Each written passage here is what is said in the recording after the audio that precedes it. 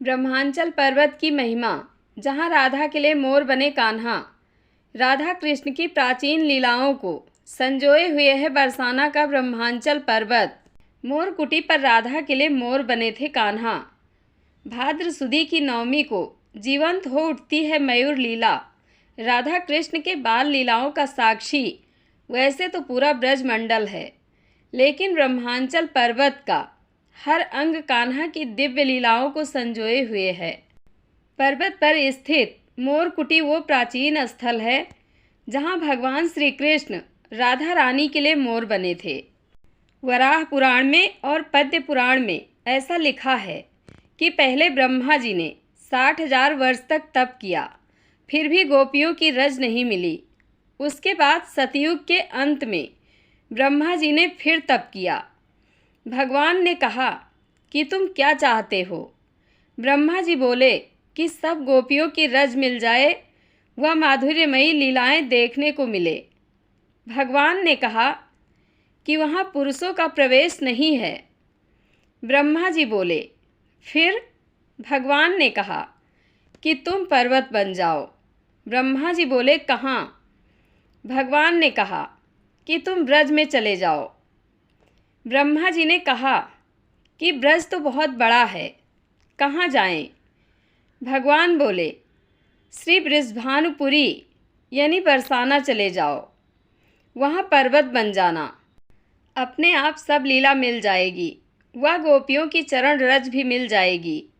बरसाना, वहाँ नित्य श्री राधा रानी के चरण मिलेंगे। तब ब्रह्मा जी यहाँ आकर पर्वत बन गए। एक कथा आती है बरसाने के पर्वतों के बारे में कि जब भगवान सती अनसुईया की परीक्षा लेने गए थे तो वहाँ उन्होंने ब्रह्मा विष्णु शिव को श्राप दिया कि तुमने बड़ा अमर्यादित व्यवहार किया है, इसलिए जाओ पर्वत बन जाओ। तो तीनों देवता पर्वत बन गए और उनका नाम त्रिंग हुआ। जब श्री राम जी का सेतु बंधन हो रहा था तो पर्वत लाए जा रहे थे। त्रिंग को जब हनुमान जी ला रहे थे तो आकाशवाणी हुई कि अब पर्वत मत लाओ, क्योंकि सेतु बंधन हो चुका है।